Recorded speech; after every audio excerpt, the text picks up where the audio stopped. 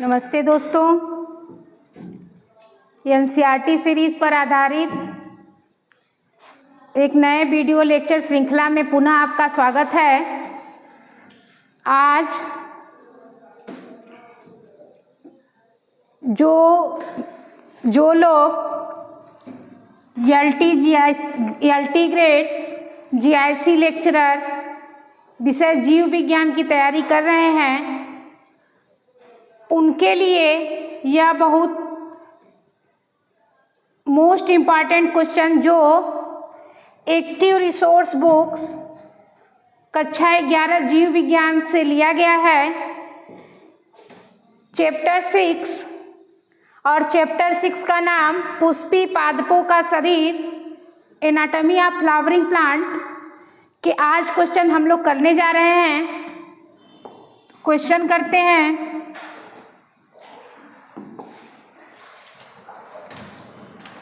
देखिए, यह जीव विज्ञान की जो क्लास 11 की बुक है उसमें चैप्टर 6 जिसका नाम है पुष्पी पादपों का शरीर, एनाटॉमी ऑफ फ्लावरिंग प्लांट, इस चैप्टर से अलग अलग प्रकार के ऑब्जेक्टिव क्वेश्चन लिए गए हैं जो एग्ज़ाम के लिए मोस्ट इम्पॉर्टेंट है। तो चलिए पहला क्वेश्चन देखिए। या कोलैटरल संवहन पुल जो होते हैं वह कैसे होते हैं? ऑप्शन देखिए, आंतरिक दारू अधोवाही।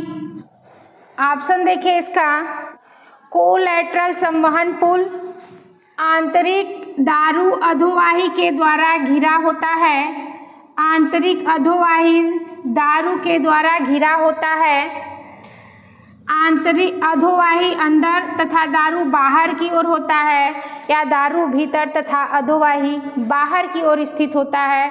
तो कोलैटरल जो पुल होते हैं यह आपका क्या होता है, जाइलम जो होते हैं, जाइलम यह अंदर की तरफ होते हैं, और फ्लोएम आपका जो होता है,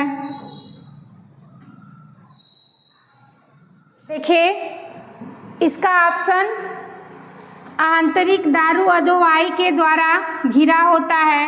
आंतरिक अधोवाही दारू के द्वारा घिरा होता है। अधोवाही अंदर तथा दारू बाहर की ओर होता है, या दारू भीतर तथा अधोवाही बाहर की ओर होता है। तो कोलैटरल संवहन बंडल पुल में जो आपके जाइलम होते हैं, कोलैटरल संवहन पुल में जो आपके जाइलम होते हैं वह भीतर की तरफ होते हैं, और जो आपके फ्लोएम होते हैं, फ्लोएम को ही क्या कहते हैं, अधोवाही, और जाइलम को कहते हैं दारू। देखिए जाइलम जो है भीतर की तरफ होते हैं और फ्लोएम जो है वह बाहर की तरफ होते हैं। इसे हम क्या कहते हैं, इसे हम कहते हैं ईक्सडार्च या बाह्यस्रावी। तो कोलैटरल संवहन पुल में दारू भीतर तथा अधोवाही बाहर की ओर स्थित होते हैं। ये आपका कौन सा ऑप्शन सही हो जाएगा? डी वाला ऑप्शन सही हो जाएगा। तो चलिए इसका एक्सप्लेनेशन देखते हैं। देखिए कोलैटरल संवहन पुल, कोलैटरल संवहन पुल जो आपका कोलैटरल वैस्कुलर बंडल होता है उसमें जाइलम अधोवाही और फ्लोएम दारू दोनों एक ही रेडियस, सेम रेडियस के साथ पाए जाते हैं। जैसे आपका ये कोलैटरल जो आपका बंडल होता है इसमें जाइलम और फ्लोएम दोनों एक ही रेडियस पर पाए जाते हैं। देखिए इन दोनों में कैम्बियम की उपस्थिति कब होती है? जब एक बीजपत्री तना होगा तो उसमें कैम्बियम नहीं पाए जाते हैं, जब दो बीजपत्री तने होते हैं तो उसमें कैम्बियम पाए जाते हैं। और जाइलम और फ्लोएम एक ही रेडियस पे उपस्थित होते हैं तो उन्हें क्या कहते हैं? कोलैटरल संवहन पुल कहते हैं। ये ध्यान दीजिए, जो जाइलम होता है वह हमेशा केंद्र की तरफ होता है और जो फ्लोएम होता है वह हमेशा केंद्र के बाहर की तरफ होता है। नेक्स्ट क्वेश्चन देखिए,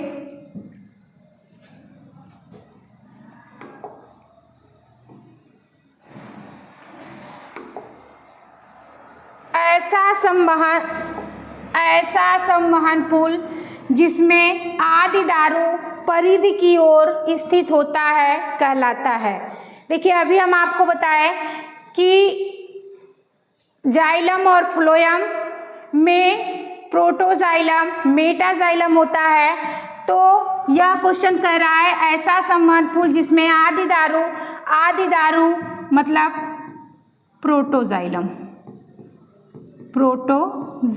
कहाँ हो, परिधि की तरफ हो, और मेटाजाइलम केंद्र की तरफ हो, तो उसे क्या कहते हैं, उसे बाह्य आदि दारू कहते हैं या एक्स डार्च कहते हैं। जब संवहन बंडल में, वैस्कुलर बंडल में प्रोटोजाइलम परिधि की तरफ, मेटाजाइलम केंद्र की तरफ होता है तो उसे बाह्य आदि दारू कहते हैं, और जब प्रोटोजाइलम केंद्र की तरफ और मेटाजाइलम परिधि की तरफ हो तो उसे इंडार्च या मध्य आदि दारू कहते हैं। तो यह पूछ रहा है प्रोटोजाइलम या आदि दारू कहाँ है, परिधि की तरफ, और मेटाजाइलम आपका केंद्र की तरफ होते हैं तो आपके कहलाते हैं बाह्य आदि दारू। चलिए नेक्स्ट क्वेश्चन देखिए, इसकी व्याख्या देख लीजिए। संवहन पुलों वैस्कुलर बंडल में जाइलम का विकास अलग अलग दिशा में हो सकता है।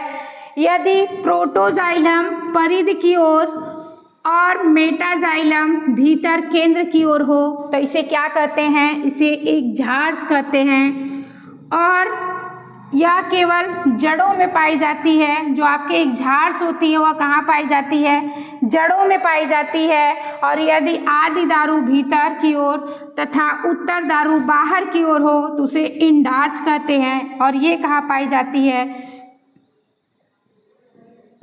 तनों और पत्तियों में पाई जाती है। चलिए नेक्स्ट क्वेश्चन देखिए,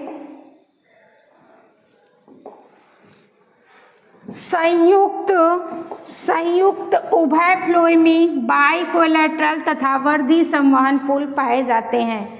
संयुक्त उभय फ्लोएमी या बाइकोलेटरल संबंधी जो आपके वर्धी संवहन होते हैं किसमें पाए जाते हैं, जड़ों में पाए जाते हैं, कुकुरबिटा के तनों में पाए जाते हैं, आम के तनों में पाए जाते हैं, या मक्का के तनों में पाए जाते हैं। तो जो आपके कोलेटरल संवहन वैस्कुलर बंडल होते हैं वह कुकुरबिटा के तनों में पाए जाते हैं। चलिए इसका व्याख्या देख लीजिए। संयुक्त संवहन पुल किसे कहते हैं, जिसमें जाइलम और फ्लोएम एक ही रेडियस पर पाए जाते हैं, वो आपके संयुक्त, जिसमें जाइलम और फ्लोएम एक ही रेडियस पर पाए जाते हैं उसे क्या कहते हैं, संयुक्त संवहन पुल कहते हैं। और जिसमें जाइलम के दोनों ओर फ्लोएम पाया जाता है, जैसे आपका जाइलम है बीच में और ये आपका जाइलम है, और दोनों साइड में क्या पाया जाता है, फ्लोएम पाया जाता है, तो यह बाइकोलेटरल के अंतर्गत आता है। बाहरी फ्लोएम, आंतरिक जाइलम, अंदर की तरफ जाइलम और दोनों साइड बाहर की तरफ क्या होते हैं, फ्लोएम होते हैं। वर्धी ओपन बंडल, इसमें कैम्बियम उपस्थित होते हैं, जिसके बाद द्वितीयक वृद्धि हो सकती है। जिसमें कैम्बियम पाया जाता है उसमें द्वितीयक वृद्धि होती है। यह जो आपका बाइकोलेटरल बंडल है यह किस में होता है, लौकी, कद्दू आदि के तनों में मिलती है। नेक्स्ट क्वेश्चन देखिए, 4 अरी संवहन पुल पाए जाते हैं। 4 अरी संवहन पुल किसमें पाए जाते हैं, एक बीजपत्री मूल में, एक बीजपत्री द्विबीजपत्री मूल में, एक बीजपत्री मूल में, द्विबीजपत्री तने में या एक बीजपत्री तने में। तो 4 स्तरीय संवहन पुल जो आपके होते हैं वह एक बीजपत्री तने में 2, 3, 4, 6 संवहन पुल पाए जाते हैं और एक बीजपत्री मूल में 6 से अधिक संवहन पुल पाए जाते हैं। तो आपके 4 स्तरीय जो संवहन पुल होते हैं किसमें पाए जाते हैं? द्विबीजपत्री मूल में या द्विबीजपत्री जड़ों में पाए जाते हैं। चलिए देखिए, अरी संवहन पुल, अरी संवहन पुल संवहन पुल जिसमें जाइलम और फ्लोएम अलग अलग रेडियस पर होते हैं, यानी ये एक दूसरे के आमने सामने रूप में पाए जाते हैं, अरी संवहन पुल कहलाते हैं। आमतौर पर जो आपके द्विबीजपत्री मूल होते हैं उसमें 2, 4, 6, 2, 3, 4, 6 या अरी संवहन पुल पाए जाते हैं। लेकिन जो एक बीजपत्री जो मूल होते हैं उनमें क्या पाए जाते हैं? 6 से अधिक संवहन पुल पाए जाते हैं और यह तनों में अरी संवहन पुल नहीं बल्कि कोलैटरल या बाई कोलैटरल में पाए जाते हैं। चलिए नेक्स्ट क्वेश्चन देखिए।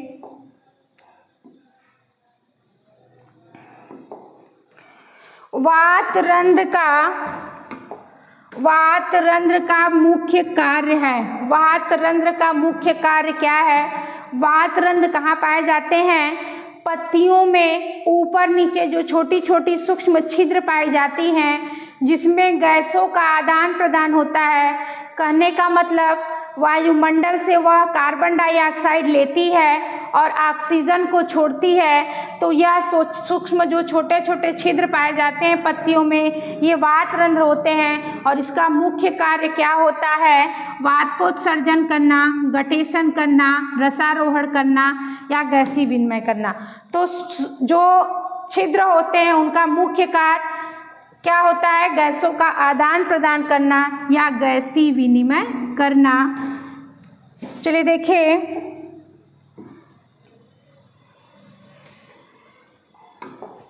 वातरंध्र पत्तियों के निचली सतह, ऊपर और निचली सतह पर पाए जाने वाले छोटे छोटे छिद्र हैं।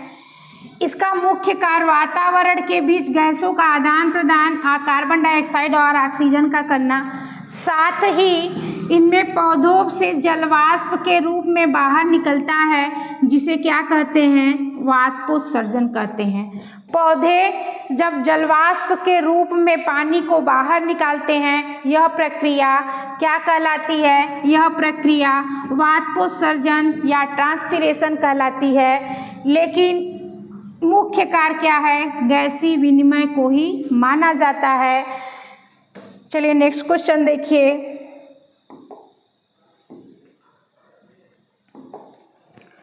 नेक्स्ट क्वेश्चन देखिए, पत्ती में संवहन पुल किसमें पाए जाते हैं?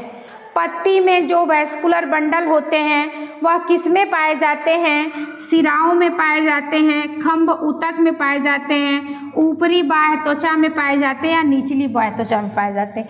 तो पत्तियों में जो वैस्कुलर बंडल होते हैं, जो पत्तियां, उनकी जो पत्तियों की जो छोटी छोटी सिराएं होती हैं, ये आपकी विभिन्न प्रकार की जो सिराएं होती हैं उसी में वैस्कुलर बंडल पाए जाते हैं। किसमें पाए जाते हैं? सिराओं में पाए जाते हैं। चलिए देखिए,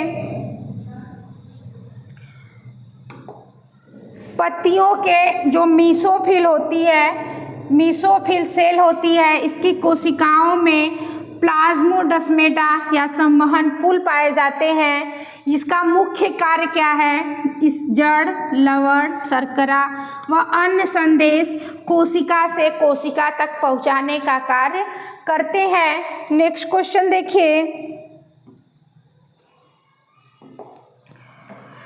किसी द्विबीजपत्री तने में केंद्र की ओर ऊतकों का क्रम क्या है? द्विबीजपत्री तने में केंद्र की ओर मतलब ऊपर से नीचे की तरफ। केंद्र आपका कहाँ बीच में पाया जाता है, तो ऊपर से नीचे की तरफ। इसका सही क्रम क्या है? ऑप्शन देखिए, फेल्लम, परिरंभ, अंतस्त्वचा, अधोवाही। फेल्लम, अधोवाही, अंतस्त्वचा और परिरंभ। फेल्लम, अंतस्त्वचा, परिरंभ और अधोवाही। परिरंभ, फेल्लम, अंतस्त्वचा, अधोवाही। तो ऊपर से नीचे केंद्र की ओर का क्रम आपका है, पहले फेल्लम या फ्लोएम आता है जो भोजन का परिवहन करता है। उसके बाद अंतस्त्वचा, इंडोडर्मिस आपकी आती है जो उसको क्या करती है, फेल्लम के आवरण को घेरे रखती है। उसके बाद आता है परिरंभ या इसके कहते हैं पेरीसाइकिल। ठीक इंडोडर्मिस के नीचे आपका ये कुछ इस प्रकार की संरचना होती है जिसे क्या कहते हैं, जिसे आपका परिरंभ या पेरीसाइकिल कहते हैं। उसके बाद केंद्र की ओर पाया जाता है आपका अधोवाही या जाइलम पाया जाता है जो जल का और खनिज पदार्थों का परिवहन करता है। तो इसका ऑप्शन आपका पहले फेल्लम या फ्लोएम, फिर इंडोडर्मिस, फिर पेरीसाइकिल, फिर आपका पाया जाएगा क्या, जाइलम। चलिए नेक्स्ट क्वेश्चन देखिए।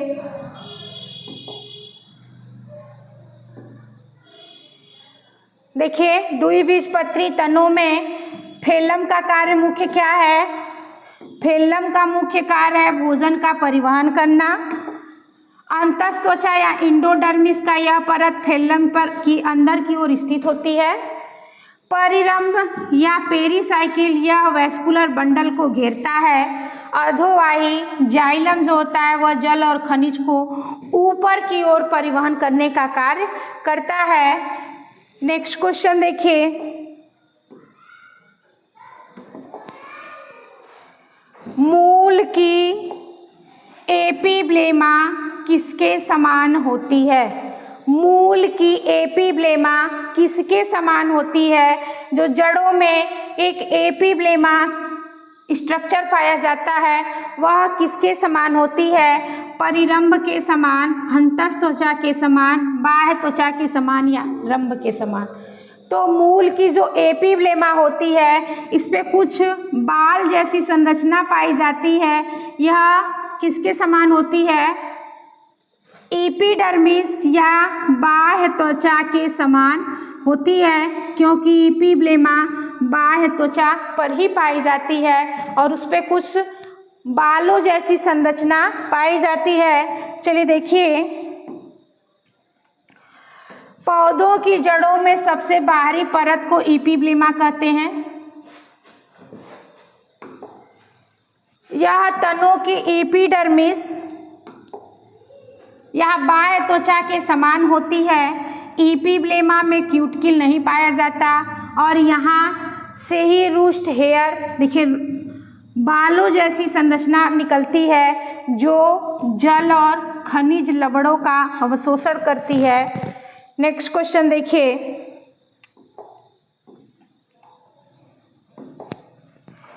क्यूटिकल स्रावित होता है। क्यूटिकल कहाँ से स्रावित होता है? एपिडर्मिस से, इंडोडर्मिस से, ए व बी दोनों से या हाइपोडर्मिस से। तो क्यूटिकल आपका एपिडर्मिस के ऊपर की एक कवर होती है। जो क्यूटिकल होती है वह आपके एपिडर्मिस या बाह्य त्वचा से स्रावित होती है। देखिए, क्यूटिकल एक मोमी पदार्थ क्यूटीन से बना है।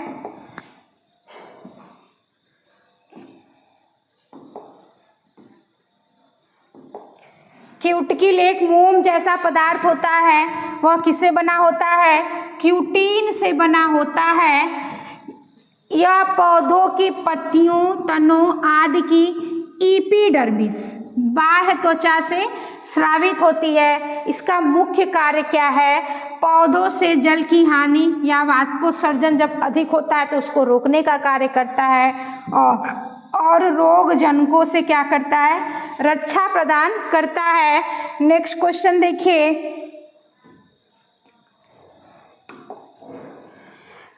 निम्नलिखित में से कौन सा लक्षण द्विबीजपत्री जड़ों की संरचना का विशिष्ट लक्षण नहीं है? कौन सा ऐसा लक्षण है दो द्विबीजपत्री जड़ों की रचना का विशिष्ट लक्षण नहीं है? चलिए ऑप्शन देखिए, अरी संवहन पुल, द्वितीयक वृद्धि, मज्जा, अल्प विकसित या अनुपस्थित, 15 से 20 संवहन पुल। तो द्विबीजपत्री जड़ों में अरी संवहन पुल पाए जाते हैं, द्वितीयक वृद्धि भी पाया जाता है, और मज्जा जो बीच में पित्त होते हैं वह अनुपस्थित होते हैं, वो नहीं पाए जाते, ये भी सही है। लेकिन 15 से 20 संवहन पुल नहीं पाए जाते। 15 से 20 संवहन पुल कहाँ पाए जाते हैं? एक बीजपत्री जड़ों में पाए जाते हैं। चलिए देखिए संवहन पुल की संख्या द्विबीजपत्री में 2 से 6 होती है। 2 से 6 होती है, और यह अरीय होते हैं या रेडिकल वेस्कुलर बंडल होते हैं, जिनमें द्वितीयक वृद्धि भी होती है। पित्त जो होते हैं वह अनुपस्थित होते हैं या अल्प विकसित होते हैं। लेकिन 15 से 20 संवहन पुल हो, यह एक बीजपत्री जड़ों का लक्षण है, ना कि द्विबीजपत्री जड़ों का लक्षण है। नेक्स्ट क्वेश्चन देखिए ये क्वेश्चन कुछ कॉम्पिटिटिव एग्जाम में पूछे गए हैं, जो मोस्ट इम्पॉर्टेंट है।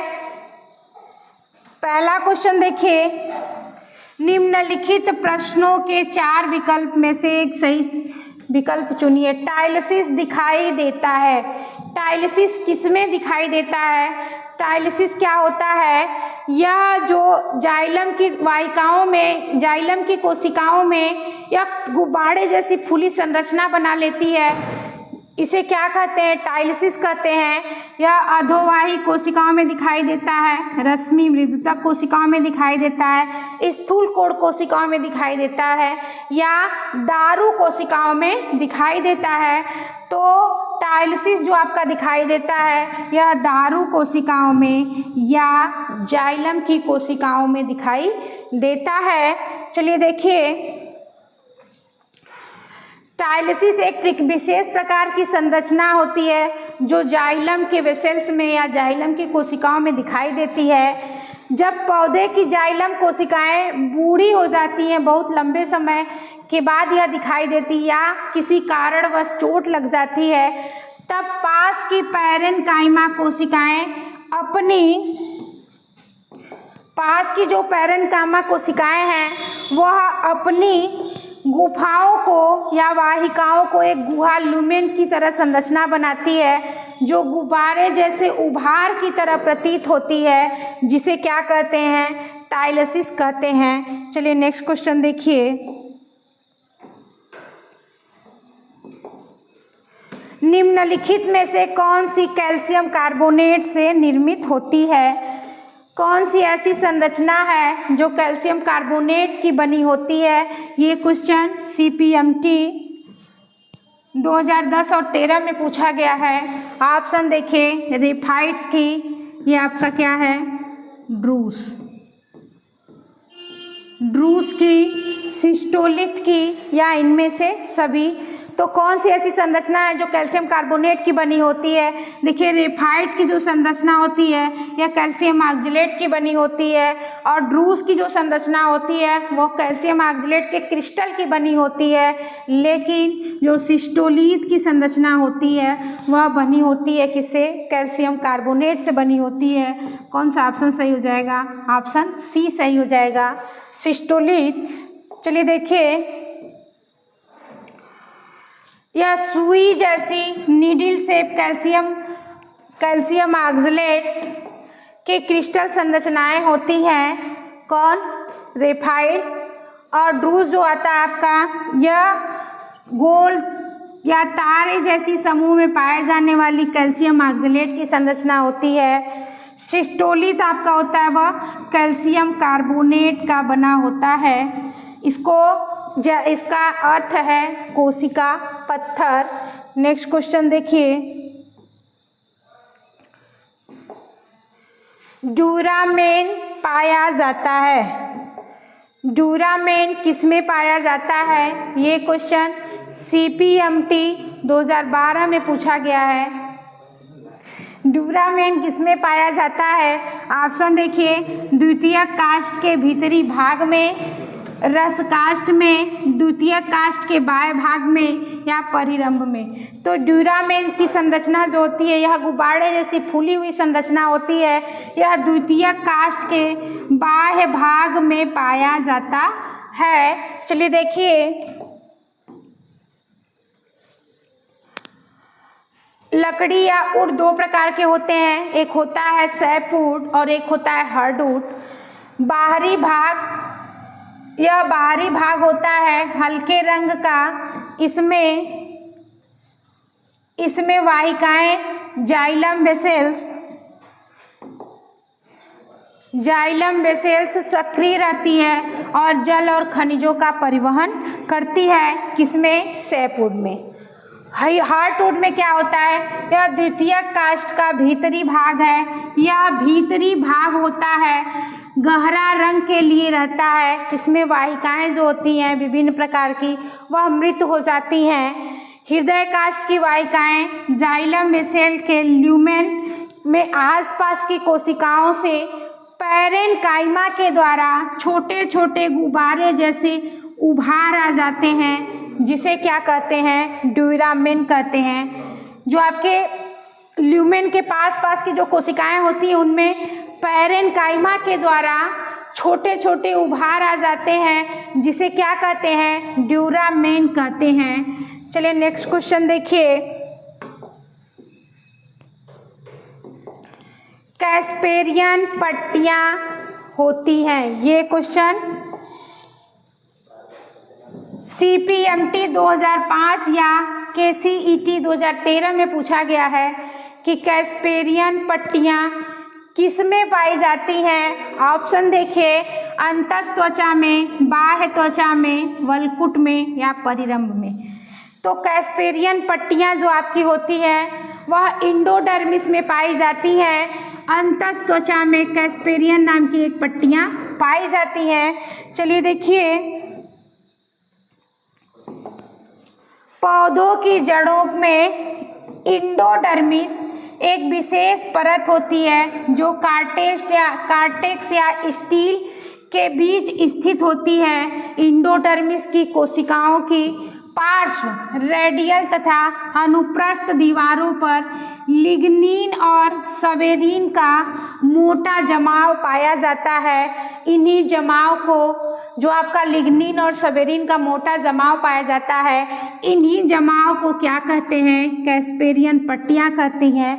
और यह कहाँ पाई जाती है? यह पौधों के जड़ों के इंडोडर्मिस वाले भाग में पाई जाती है। इसका मुख्य कार्य क्या होता है? जल व घुलनशील लवणों की आकस्मिक या अनियंत्रित आवाजाही को रोकता है। जल और घुलनशील लवणें जब जड़ों में घुल जाती हैं तो उनको घुल जाने से क्या करता है? रोकता है। और जल और खनिज को नियंत्रण मार्ग से स्टील में प्रवेश करने का कार्य करता है। चलिए नेक्स्ट क्वेश्चन देखिए, बूलीफार्म कोशिकाएं पाई जाती हैं।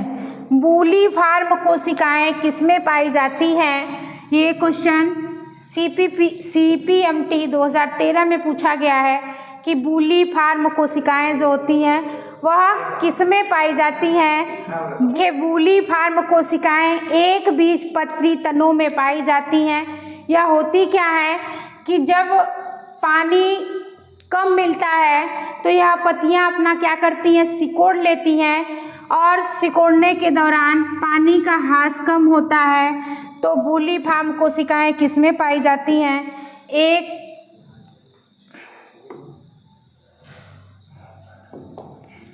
एक बीजपत्री तनों में बूलीफार्म कोशिकाएं पाई जाती हैं। चलिए देखिए,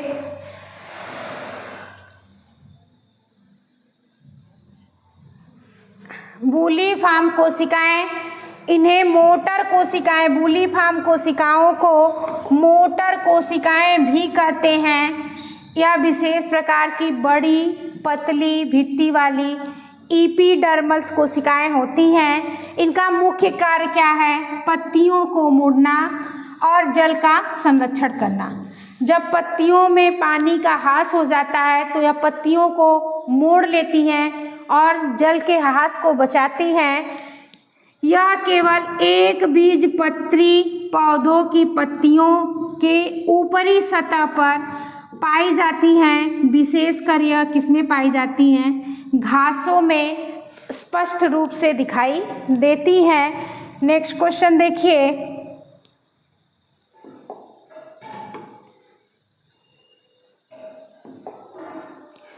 निम्न में से कौन सा पादप बहुस्तरीय एपिडर्मिस दर्शाता है? ये क्वेश्चन मणिपाल 2013 में पूछा गया है कि कौन सा ऐसा पादप है जिनमें बहुस्तरीय बहुत से एपिडर्मिस पाई जाती है। ऑप्शन देखिए, क्रोटोन, नेरियम, एलियम या कुकुरबिटा। तो बहुस्तरीय पादप जो आपका क्रोटोन होता है इसमें एक स्तरीय पादप होते हैं, एलियम में भी एक स्तरीय पादप होते हैं, कुकुरबिटा में भी एक स्तरीय पादप होते हैं। नेरियम जो कनेर होता है इसमें बहुस्तरीय पादप या बहुस्तरीय एपिडर्मिस पाया जाता है। चलिए देखिए, सामान्यतः पौधों में एपिडर्मिस एकल परत सिंगल लेयर की पाई जाती है। इसका मुख्य कार्य पौधों को सुरक्षा प्रदान करना और जल हानि को रोकने का कार्य करता है। कुछ ऐसे पौधे होते हैं जिनमें बहुस्तरीय एपिडर्मिस पाई जाती है जिसे बहुस्तरीय एपिडर्मिस कहते हैं। नेरियम की पत्तियों में ऊपरी एपिडर्मिस कई परतों में पाई जाती है। जो आपका नेरियम होता है उसमें कई परतों में पाई जाती है, इसीलिए उसको बहुस्तरीय एपिडर्मिस कहते हैं। देखिए, क्रोटोन में आपका सिंगल एपिडर्मिस, एलियम में सिंगल एपिडर्मिस और कुकुरबिटा में भी सिंगल एपिडर्मिस पाया जाता है। चलिए नेक्स्ट क्वेश्चन देखिए,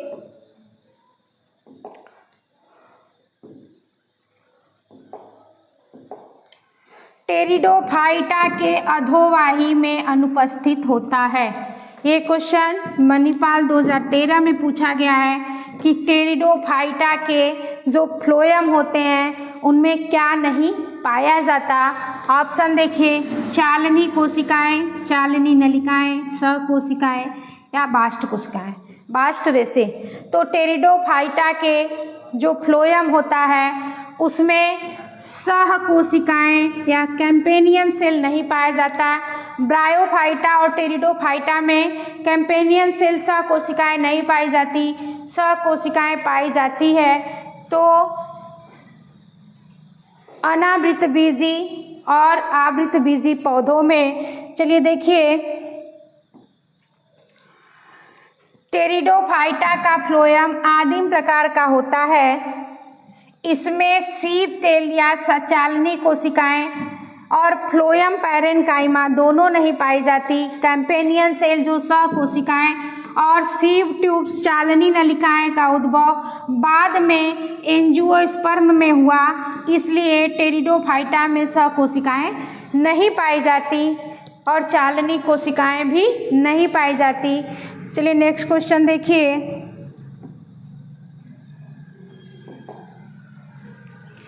इंटरफेसिकुलर एधा है। इंटरफेसिकुलर कैम्बियम क्या होता है? प्राथमिक विभिज्योतक, प्राक विभिज्योतक, एक प्रकार का प्रोटोकाल या द्वितीयक विभिज्योतक। तो इंटरफेसिकुलर जो आपके कैम्बियम होते हैं वह एक प्रकार के द्वितीयक विभिज्योतक कहे जाते हैं या द्वितीयक विभिज्योतक होते हैं। चलिए देखिए, जो आपके फैसिकुलर कैम्बियम होते हैं, फैसिकुलर कैम्बियम होते हैं ये वैस्कुलर बंडल के अंदर पाया जाता है, लेकिन जो इंटरफैसिकुलर कैम्बियम होते हैं यह दो वैस्कुलर बंडलों के बीच में या मज्जा किरणों में बनता है। यह कैम्बियम शुरू में अस्थायी कोशिकाओं से उत्पन्न होता है और बाद में पुनः विभाजन होने लगता है, इसीलिए इसे द्वितीयक विभिज्योतक कहते हैं। नेक्स्ट क्वेश्चन देखिए, संवहन पुलों में जलयुक्त गुहिकाएं पाई जाती है। ये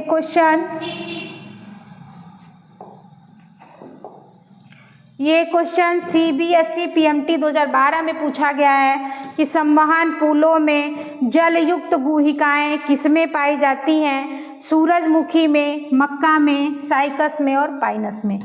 तो संवहन पुलों में जलयुक्त गुहिकाएं साइकस के पौधों में पाई जाती है। साइकस एक प्रकार का जिम्नोस्पर्म के अंतर्गत आने वाले पौधे हैं। चलिए देखिए, वैस्कुलर ऊतक वैस्कुलर टिश्यू में जल और खनिजों का परिवहन होता है। कुछ जिम्नोस्पर्म जैसे साइकस की जड़ों में वाटर कैविटीज जलयुक्त गुहिकाएं पाई जाती हैं। ये कैविटीज कार्टिकल स्क्लेरेनकाइमा की कोशिकाओं में विकसित होती हैं और इनका मुख्य कार्य पानी का भंडारण करना, ताकि पौधे जो है शुष्क परिस्थितियों में भी क्या रहें, जीवित रह सकें। चलिए नेक्स्ट क्वेश्चन देखिए,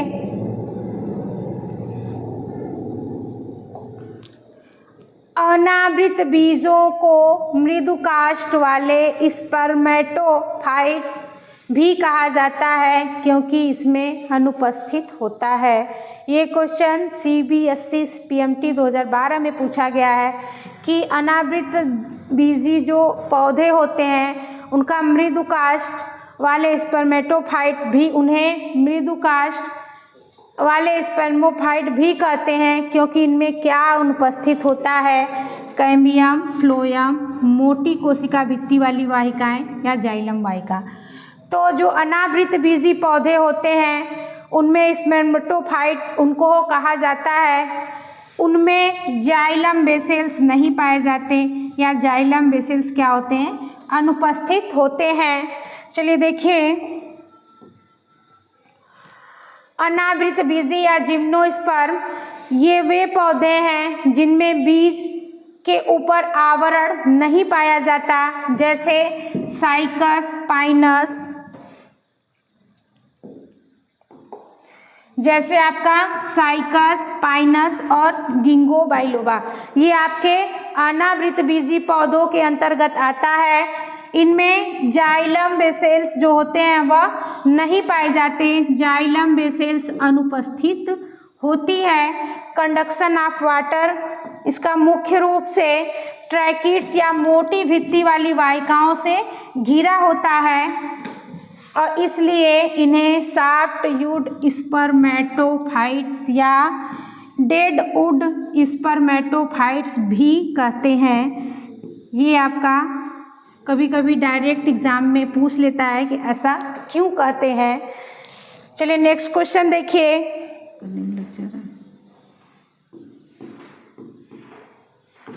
अंतरपुली एधा किन कोशिकाओं में विकसित होती है? जाइलम मृदुओतक से, अंतस्त्वचा से, परिरंभ से या मज्जा रश्मियों से।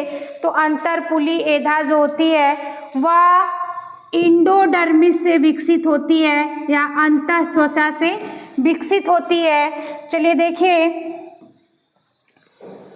अंतस्त्वचा यह जड़ की कार्टेक्स की सबसे भीतरी परत होती है। इसमें विशेष प्रकार की कोशिकाएं जिनके पार्श्व भित्तियों पर कैस्पेरियन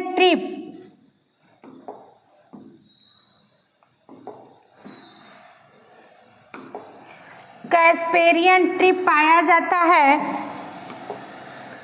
यह जल और खनिजों को एक तरफा संचालन को नियंत्रित करती है।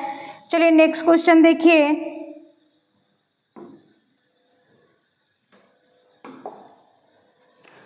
आपको एक बीजपत्री तने और द्विबीजपत्री जड़ के काफी पुराने टुकड़े दिए गए हैं। आप इन दोनों में भेद करने के लिए निम्नलिखित में से कौन सी शारीरिक संरचना का प्रयोग करेंगे। ये क्वेश्चन AIPMT 2014 में पूछा गया है कि यदि दो बीजपत्री तने और द्विबीजपत्री जड़ के काफ़ी पुराने टुकड़े दिए गए हैं तो आप इनमें से क्या बता पाएंगे, जिससे क्या अंतर बता पाएंगे, जिसमें इनमें दोनों में क्या अंतर होता है। ऑप्शन देखिए, द्वितीयक दारू, द्वितीयक अधोवाही, आदि दारू और बलकुट कोशिकाएं। तो एक बीजपत्री तने में आदि दारू या प्रोटोजाइलम नहीं पाया जाता, द्विबीजपत्री जड़ में पाया जाता है। तो इसका विभेदित कैसे करेंगे, आदि दारू या प्रोटोजाइलम एक बीजपत्री तने द्विबीजपत्री तने में नहीं पाया जाता, लेकिन द्विबीजपत्री जड़ में पाया जाता है। चलिए देखिए, पुराने सेकेंडरी ग्रोथ वाले द्विबीजपत्री तना और जड़ के टुकड़ों की में पहचान का सबसे भरोसेमंद आधार क्या है, प्रोटोजाइलम या आदि दारू की स्थिति होना। तने में जाइलम की व्यवस्था इंडार्च कहने का मतलब प्रोटोजाइलम अंदर केंद्र की तरफ और मेटाजाइलम परिधि की तरफ होते हैं, वह इंडार्च कहलाते हैं। और जब प्रोटोजाइलम आपका परिधि की तरफ हो और मेटाजाइलम केंद्र की तरफ हो तो उसे इक्झार्स कहते हैं। जड़ में जाइलम की व्यवस्था इक्झार्स या प्रोटोजाइलम बाहर की तरफ और मेटाजाइलम केंद्र की तरफ पाया जाता है। तो इससे आप विभेदित कर सकते हैं। चलिए देखिए नेक्स्ट क्वेश्चन, वाहिनियां अन्य वाहिकीय तत्वों से कैसे भिन्न होती है। ये क्वेश्चन AIPMT 2014 में पूछा गया है कि जो वाहिनिका होती है, जो ट्रैकेल्स होते हैं, वह वेसेल्स से कैसे भिन्न होते हैं। कैस्पेरियन पट्टियों का होना, अछिद्री होना, केंद्रक का अभाव या लिग्निन युक्त होना। तो वाहिनिका जो है अन्य वाहिनी से कैस्पेरियन पट्टियों का होना या इसी के द्वारा अलग होते हैं या भिन्न होते हैं। चलिए देखिए, वाहिनिका जो बेसेल्स एलिमेंट होते हैं वह जल संवहन के लिए जाइलम का प्रमुख तत्व है। इसकी विशेष पहचान यह है कि इनके सिरों में परफोरेशन प्लेट या छिद्र होती है। इसे एक वाहिनिका दूसरी ओर से जुड़ी लंबी नलिका के रूप में बनाती है। यही कारण है कि पानी का प्रवाह इसमें बहुत तेजी से होता है। चलिए नेक्स्ट क्वेश्चन देखिए,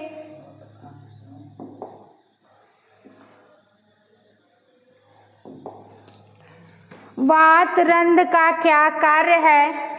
ये क्वेश्चन नीट 2013 में पूछा गया है कि वातरंध का क्या कार्य है। पौधों के पत्तियों में जो ऊपर और नीचे सूक्ष्म छिद्र पाए जाते हैं, जिससे गैसों का आदान प्रदान होता है।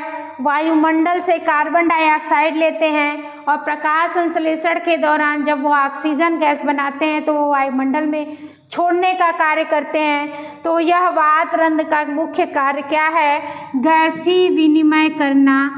यही वातरंध का मुख्य कार्य होता है। चलिए देखिए, वातरंध स्टोमेटा पत्तियों के एपिडर्मिस पर पाए जाते हैं। इसका मुख्य कार्य क्या है, गैसों का विनिमय, कार्बन डाइऑक्साइड का प्रवेश व ऑक्सीजन का निष्कासन होता है। यह प्रकाश संश्लेषण और श्वसन के लिए आवश्यक होता है। साथ ही इनसे जल वाष्प भी निकलता है और वाष्पोत्सर्जन, लेकिन प्राथमिक कार्य गैस विनिमय है। इसका मुख्य कार्य जो आपका है वह गैसीय विनिमय का होता है। चलिए नेक्स्ट क्वेश्चन देखिए। एक बीजपत्री पादपों में संवहन बंडलों का बंद होना कहा जाता है। ये क्वेश्चन AIPMT 2015 में पूछा गया है कि जो एक बीजपत्री पौधे होते हैं उनमें संवहन बंडल, वैस्कुलर बंडल क्यों क्लोज टाइप के पाए जाते हैं। ऑप्शन देखें, प्रत्येक बंडल को एक पुलाच्छद घेरे रखती है, एधा अनुपस्थित होती है, उनमें छिद्रण वाली वाहिकाएं नहीं होती हैं, जाइलम चारों ओर से फ्लोएम से घिरा होता है। तो एक बीजपत्री में क्लोज टाइप के वैस्कुलर बंडल पाए जाते हैं। ऐसा क्यों पाए जाते हैं? क्योंकि उनमें कैम्बियम नहीं पाया जाता। चलिए देखिए,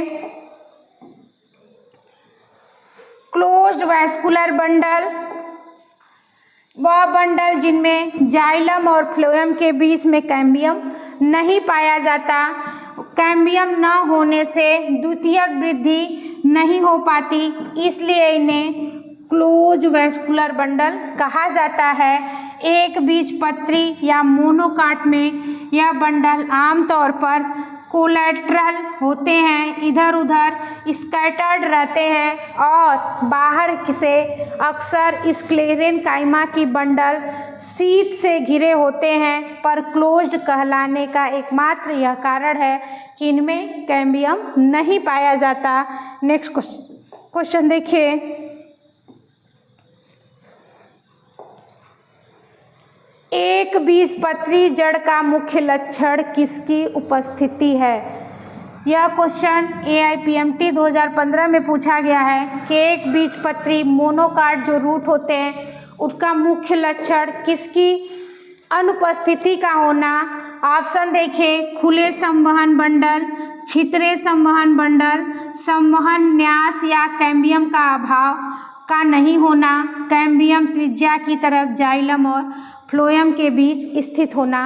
तो कैम्बियम त्रिज्या की तरफ जाइलम और फ्लोएम के बीच यह द्विबीजपत्री जड़ है। छितरे संवहन बंडल ये आपके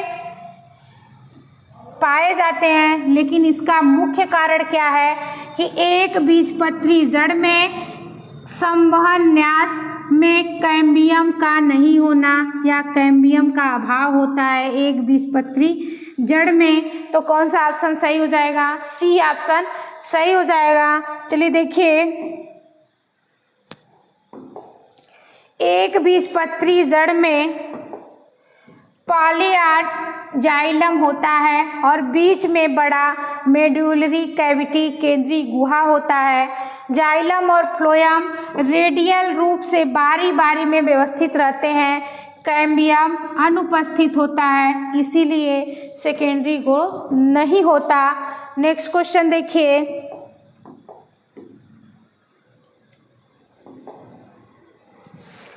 विशिष्टकृत एपिडर्मल कोशिकाएं जो रक्षक कोशिकाओं को घेरे रहती है कहलाती है। यह क्वेश्चन नीट 2016 में पूछा गया है कि जो एपिडर्मल सेल होती है उसके चारों ओर एक गार्ड सेल घिरे रहते हैं, उस गार्ड सेल को क्या कहते हैं? ऑप्शन देखिए, सहायक कोशिकाएं कहते हैं, बूली फार्म कोशिकाएं कहते हैं, लैंटी सेल कहते हैं या पूरक कोशिकाएं कहते हैं। तो ये एक कोशिकाओं को क्या करती है? रक्षा के रूप में घेरे रहती है। उन कोशिकाओं को सहायक कोशिकाएं कहते हैं। चलिए देखिए,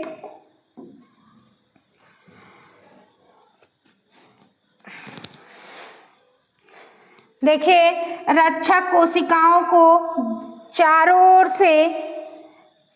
ओर से विशेषकर प्रकार की एपिडर्मल कोशिकाएं होती हैं। ये रक्षक कोशिकाओं को यांत्रिक समर्थन या कार्यात्मक सहयोग प्रदान करती हैं और इसका मुख्य सहायक कोशिकाएं रक्षक कोशिकाओं पर पड़ने वाले दबाव या टर्गर प्रेशर को नियंत्रित करने का कार्य करती हैं। चलिए नेक्स्ट क्वेश्चन देखिए। हाँ, अच्छा। अंतःकाष्ठ के संदर्भ में गलत कथन का चयन कीजिए।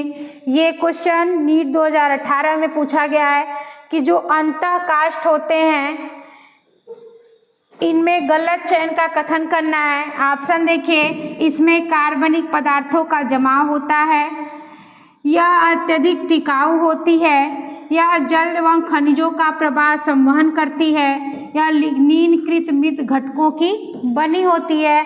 तो अंतःकाष्ठ जो होते हैं उनमें कार्बनिक पदार्थों का जमाव होता है, ये आपका सही है। यह अत्यधिक टिकाऊ होते हैं, ये भी आपका सही है। यह लिग्निन मृत घटकों का बना होता है, ये भी सही है। लेकिन यह जल व खनिजों का प्रभावी संवहन नहीं करते। जल और खनिजों का प्रभावी संवहन क्या करते हैं? यह जाइलम के द्वारा किया जाता है। कौन सा ऑप्शन सही है आपका?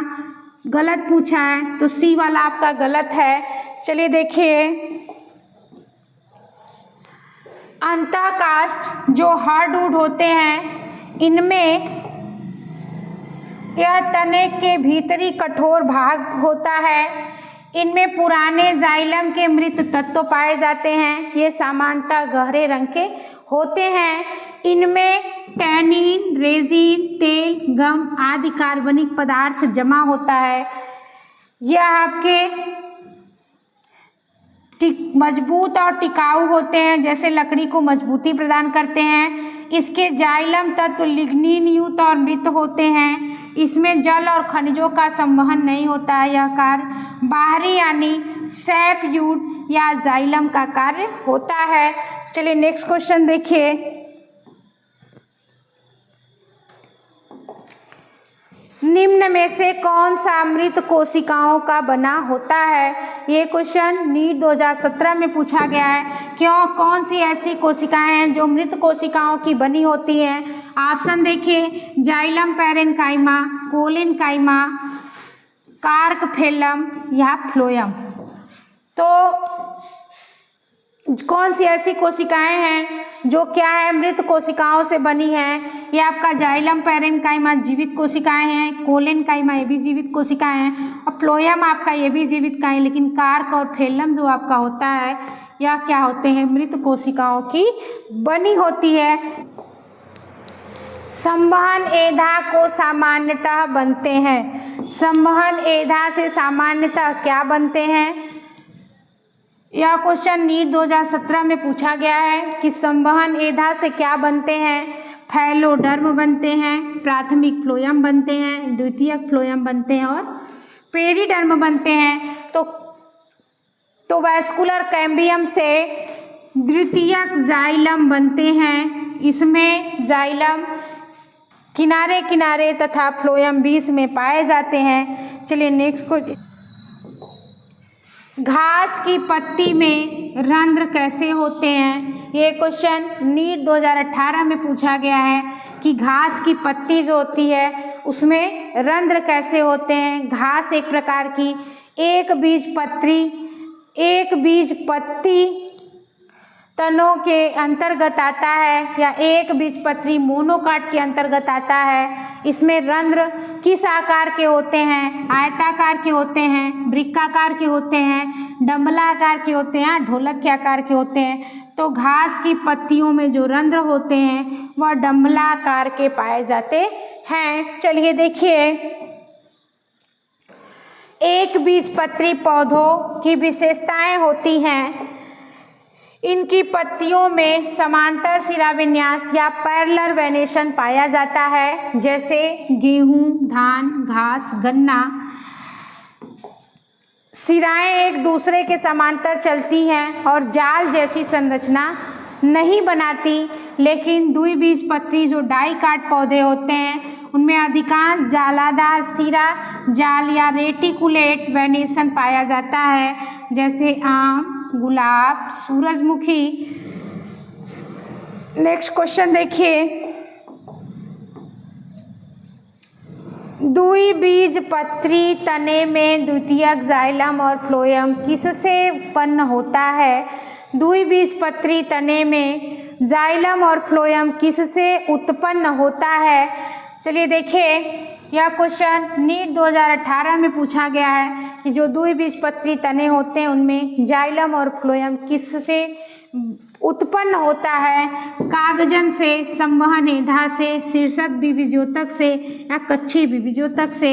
तो द्विबीजपत्री तने में जाइलम और फ्लोएम वैस्कुलर कैम्बियम से उत्पन्न होता है। चलिए देखिए,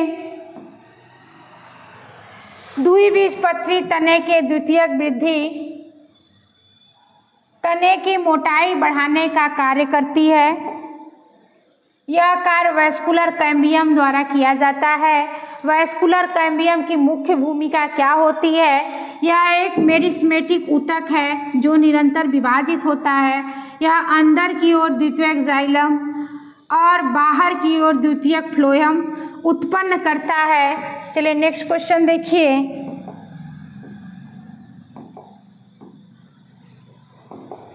नेक्स्ट क्वेश्चन देखिए, कैस्पेरियन पट्टियाँ कहाँ होती हैं? कैस्पेरियन पट्टियाँ कहाँ पाई जाती हैं?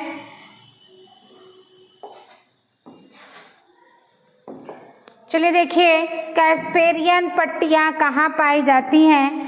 कैस्पेरियन, यह क्वेश्चन नीट 2018 में पूछा गया है कि कैस्पेरियन पट्टियाँ जो होती हैं वो कहाँ पाई जाती हैं? बलकुट में पाई जाती हैं, परिरंभ में पाई जाती हैं, बाह्य त्वचा में पाई जाती है, अंतस्थ त्वचा में पाई जाती है। तो कैस्पेरियन पट्टियाँ जो होती हैं वह इंडोडर्मिस या अंतस्थ त्वचा में पाई जाती हैं। चलिए देखिए, ये पादप कौन से हैं जिनमें द्वितीयक वृद्धि होती है या बिल्कुल भी नहीं होती? द्वितीयक वृद्धि कम होती है या बिल्कुल भी नहीं होती? ये कौन से पादप हैं? ऑप्शन देखिए, शंकुधारी पादप, पर्णपाती आवृतबीजी, घास या साइकेड्स। वो कौन से पादप हैं जिनमें द्वितीयक वृद्धि थोड़ा बहुत होती भी है या बिल्कुल भी नहीं होती? द्वितीयक वृद्धि होती या बिल्कुल नहीं होती? तो ये आपके घास है। घास पौधे में, घास क्या है? एक बीजपत्री पौधा है। इनमें द्वितीयक वृद्धि कभी कभी होती है या फिर इनमें द्वितीयक वृद्धि नहीं होती है। चलिए नेक्स्ट क्वेश्चन देखिए। चलिए देखिए, द्वितीयक वृद्धि तने जड़ की मोटाई बढ़ाने से जुड़ी होती है। यह एक वैस्कुलर कैम्बियम व कार्क कैम्बियम की क्रिया से होती है। घास मोनोकाट होती है और मोनोकाट में वैस्कुलर बंडल छितरे और क्लोज टाइप के होते हैं जिनमें कैम्बियम अनुपस्थित होता है, इसलिए इसमें द्वितीयक वृद्धि नहीं होती या अत्यंत बहुत कम होती है। चलिए नेक्स्ट क्वेश्चन देखिए। अत्यधिक शुष्क मौसम में घास निम्नलिखित में से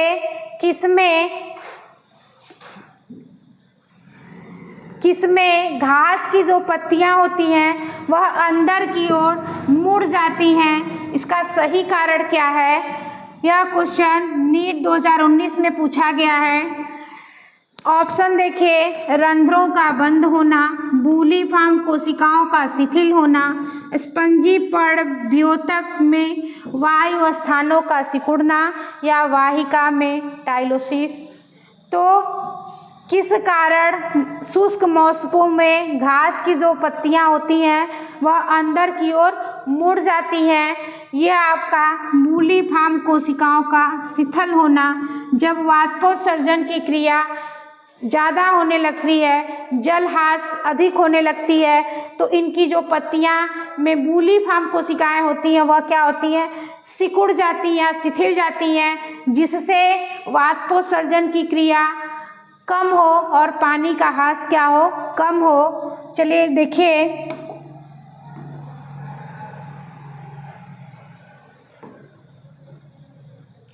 घास की पत्तियों की ऊपरी सतह पर विशेष बड़ी पतली दीवार वाली कोशिकाएं होती हैं जिसे क्या कहते हैं? बूलीफॉर्म कोशिकाएं या मोटर सेल कहते हैं। ये कोशिकाएं जल की उपलब्धता के अनुसार टर्जिडिटी फैलती या सिकुड़ती हैं। पर्याप्त जल मिलने पर बूलीफॉर्म कोशिकाएं तुगमित रहती हैं, फैल जाती हैं और शुष्क मौसम में जल की कमी होने पर ये कोशिकाएं शिथिल सिकुड़ जाती हैं। पत्तियां अंदर की ओर मुड़ जाती हैं ताकि पत्तियों की सतह क्षेत्र कम हो जाए और वाष्पोत्सर्जन की क्रिया क्या हो, कम हो जाए। चलिए नेक्स्ट क्वेश्चन देखिए।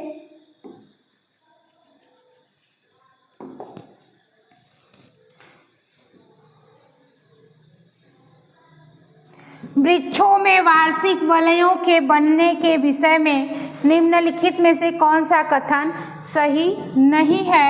ये क्वेश्चन नीट 2019 में पूछा गया है कि वृक्षों में जो वार्षिक वलन होती है इसमें से कौन सा विकल्प सही नहीं है। वृक्षों के तने को अगर आप काट देते हैं तो उसकी आयु का पता लगा सकते हैं, उसके वलय को गिनकर उसकी आयु का पता लगा सकते हैं। तो कौन सा कथन सही नहीं है। वार्षिक वलय एक वर्ष में बसंत दारू और शरद दारू से उत्पन्न होने वाला संयोजन है।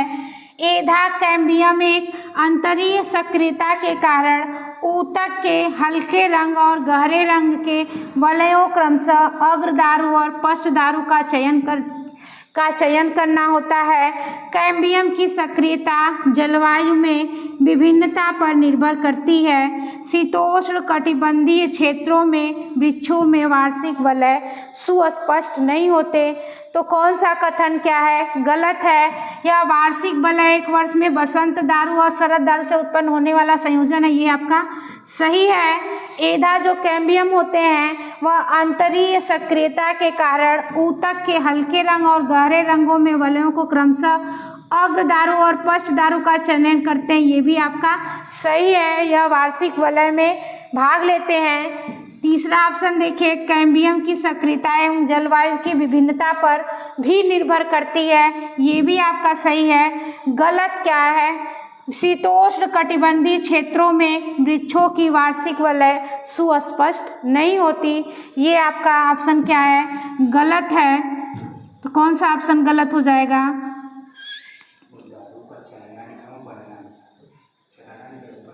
हम बता दिए हैं। कौन सा ऑप्शन सही हो जाएगा, शीतोष्ण कटिबंधीय क्षेत्रों में वृक्षों में वार्षिक वलय सुस्पष्ट नहीं होती, ये आपका क्या है, गलत है। हम बता दिए हैं जी, हम बोल दिए हैं। चलिए देखिए, एक वर्ष के दौरान लकड़ी दो प्रकार की बनती है, एक बसंत ऋतु स्प्रिंग वुड और दूसरा आपका होता है ऑटम वुड। बसंत वुड क्या होती है, बसंत ऋतु में पर्याप्त जल और पोषण के कारण बनती है। कोशिकाएं बड़ी होती हैं, दीवारें पतली होती हैं और हल्का रंग का होता है। लेकिन जो ऑटम वुड होते हैं यह शरद ऋतु में जल की कमी और प्रतिकूल परिस्थितियों में बनती है। कोशिकाएं छोटी और मोटी दीवार वाली होती हैं। इसका रंग क्या होता है, गहरे रंग के होते हैं। और वार्षिक वलय आपके एक पेड़ की लकड़ी में जितने वार्षिक वलय होते हैं उतनी ही उसकी क्या होती है, उम्र मानी जाती है। लेकिन यह वलय हमेशा सुस्पष्ट नहीं बनते, यह मुख्य रूप से जलवायु या क्लाइमेट पर निर्भर करते हैं। शीतोष्ण क्षेत्र या टेम्परेट रीजन में ऋतु परिवर्तन बहुत स्पष्ट होता है, वलय स्पष्ट बनते हैं। उष्णकटिबंधीय क्षेत्रों में या ट्रॉपिकल रीजन में ऋतु परिवर्तन ज़्यादा स्पष्ट नहीं होता, वलय स्पष्ट नहीं बनते हैं। चलिए नेक्स्ट क्वेश्चन देखिए। घासों की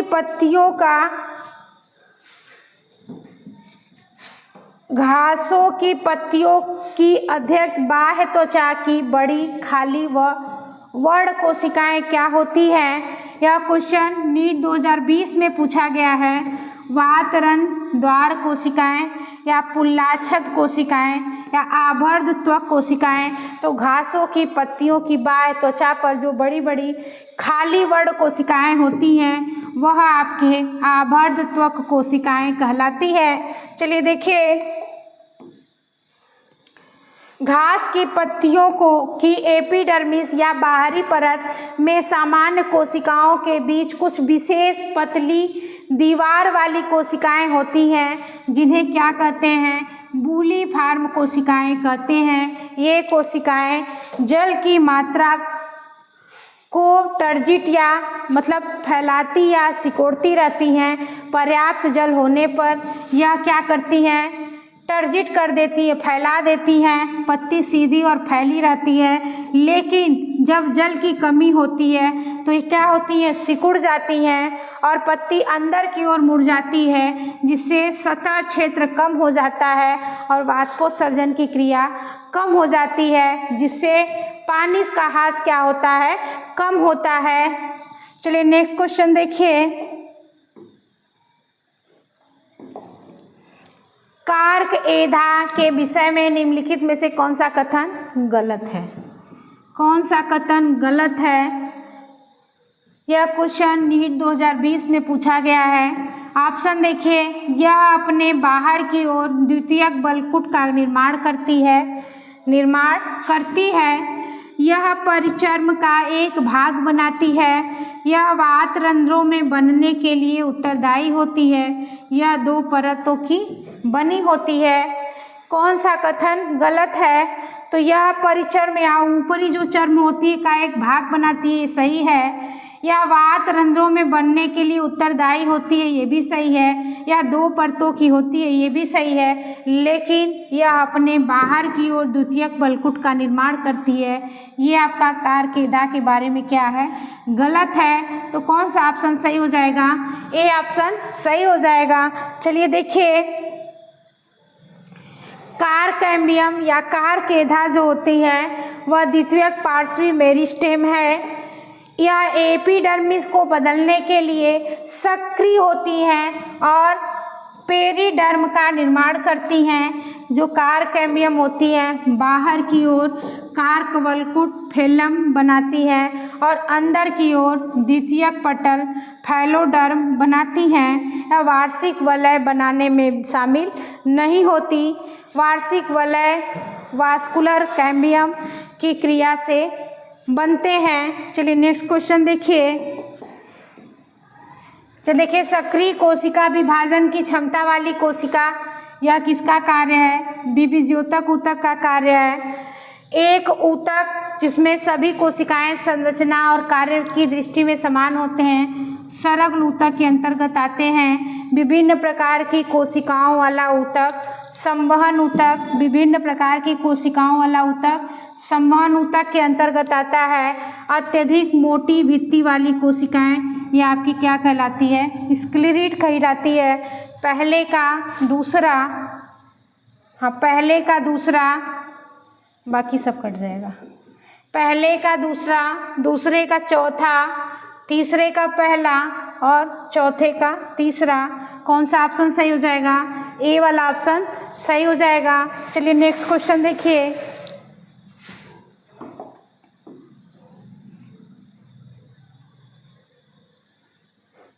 ये पढ़ना इतना बड़ा थ्योरी के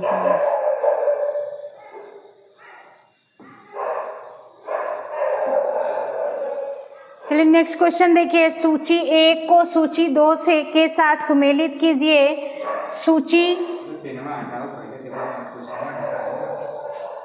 अरे तो क्वेश्चन कहाँ ढका रहा है? सूची 1 को सूची 2 के साथ सुमेलित कीजिए।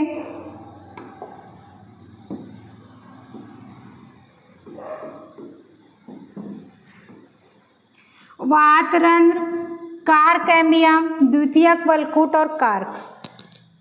देखिए, वातरंध्र का मुख्य कार्य क्या है? गैसों का आदान प्रदान करना। कारकैम्बियम जो आपके होते हैं वह कागज़ का कार्य करते हैं। और द्वितीयक वलकुट आपके काम स्तर और कारकैम्बियम जो होते हैं वह सुबेरिन निपेक्षण का कार्य करते हैं। चलिए देखिए, निम्नलिखित में से सही युग्म सुनिए। ये क्वेश्चन नीट 2021 में पूछा गया है। घास की पत्तियों की बाह्य त्वचा में बड़ी रंगहीन कोशिकाएं सहायक कोशिकाएं हैं। द्विबीजपत्री पत्तियों में संवहन मंडल मोटी भित्ति वाली बड़ी कोशिकाओं से घिरे होते हैं।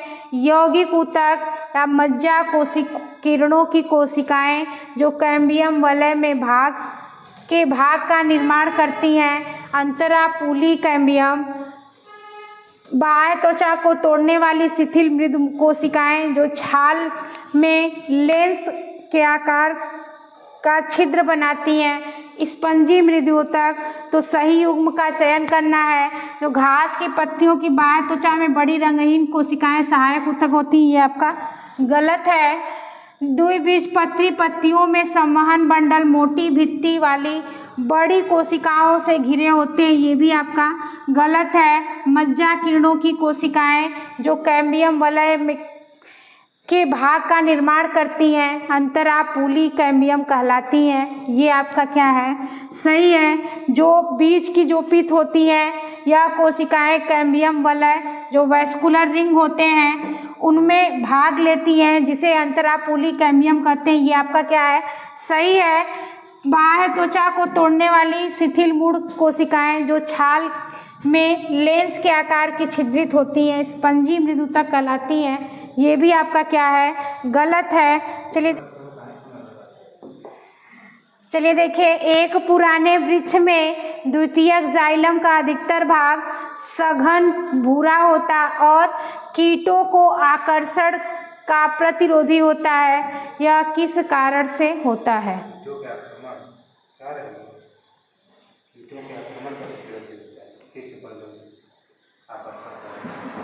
एक पुराने वृक्ष में द्वितीयक जाइलम का अधिकतर भाग सघन भूरा होता है और कीटों के आक्रमण का प्रतिरोधी होता है। यह किस कारण से होता है? ये क्वेश्चन नीट 2022 में पूछा गया है।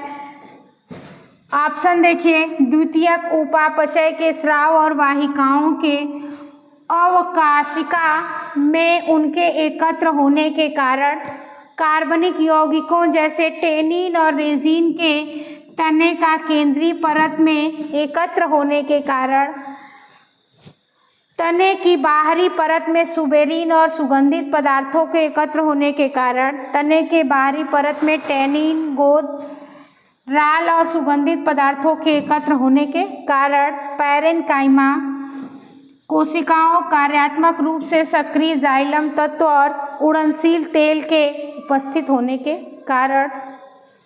तो एक पुराने वृक्ष में जो द्वितीयक जाइलम होता है उसका जो भाग होता है वह सघन भूरा और कीटों को आक्रमण का प्रतिरोधी होता है। यह किस कारण होता है? जो द्वितीयक उपापचय होते हैं उसके स्राव और वाहिकाओं के जमाव, वाहिकाओं के अवकाशिका में उनके एकत्र होने के कारण होता है। अकार्बनिक यौगिकों जैसे टेनिन और रेजिन जो तने से स्राव होती हैं को केंद्रीय परत में एकत्र होने के कारण होता है। तने के बाहरी परत में सुबेरिन और सुगंधित पदार्थ नहीं स्रावित होते, ये अंदर से स्रावित होते हैं। तने के बाहरी परत ये भी आपका अंदर से स्रावित होते हैं। तो पैरेन्काइमा कोशिकाओं कार्यात्मक रूप से सक्रिय जाइलम तत्व और उड़नशील तेल और के उपस्थिति के कारण होता है। ये भी आपका ऑप्शन गलत है, ये भी ऑप्शन गलत है और ये भी ऑप्शन गलत है। कौन सा ऑप्शन सही है? पहला और दूसरा ऑप्शन सही है, तो कौन सा सही हो जाएगा? सी ऑप्शन आपका सही है। चलिए देखिए, चलिए नेक्स्ट क्वेश्चन देखिए। बसंत दारू की आंतरिक संरचना कुछ विशिष्ट लक्षणों को दर्शाती है। निम्नलिखित में से बसंत दारू के विषय में कथनों का सही सेट को चुनिए। ये क्वेश्चन नीट 2022 में पूछा गया है। ऑप्शन देखिए, इसे अग्र दारू भी कहा जाता है। बसंत ऋतु में कैम्बियम सक्रिय वाहिका वाले जाइलम का निर्माण करती है। यह हल्के रंग की होती है। बसंत दारू और शरद दारू एकांत संकेंद्र वलय के रूप में होते हैं जो वार्षिक वलय बनाते हैं। इसका घनत्व कम होता है, इसमें सही सेट का चयन करना है। तो इसे अग्रधारु भी कहते हैं, ये आपका सही है। बसंत ऋतु में कैम्बियम सक्रिय वाहिका वाले जाइलम का निर्माण करती है। यह सक्रिय नहीं है, यह पतली वाहिका वाले जाइलम का निर्माण करती है। ये आपका क्या है? गलत है। यह हल्के रंग की होती है, ये भी आपका क्या है? सही है। बसंत दारू और शरद दारू एकांत संकेंद्र वलय के रूप में होते हैं, जो वार्षिक वलय बनाते हैं, ये भी आपका सही है। और इसका घनत्व तो कम होता है, ये भी आपका सही है। तो पहला, तीसरा, चौथा और पांचवा कौन सा ऑप्शन सही है? डी वाला ऑप्शन सही है। पहला, तीसरा, चौथा और बसंत दारू या स्प्रिंग वुड जो होते हैं वह बसंत ऋतु में बनता है, जब पौधों को पानी व पोषण अधिक मिलता है। इसमें चौड़ी वाहिकाएं बनती हैं ताकि जल का प्रवाह तेजी से हो सके। यह हल्के रंग का कम घनत्व वाला होता है। और शरद दारू जो आपका ऑटम वुड होते हैं, यह शरद ऋतु में बनते हैं। इसमें सक्रिय वाहिकाएं होती हैं और यह गहरे रंग के अधिक घनत्व वाले होते हैं। बसंत दारू और ऋतु दारू दोनों मिलकर एनुअल रिंग या वार्षिक वलय बनाते हैं। चलिए आज के लिए इतना ही। नेक्स्ट वीडियो के लिए आगे आप लोग बने रहिए। धन्यवाद।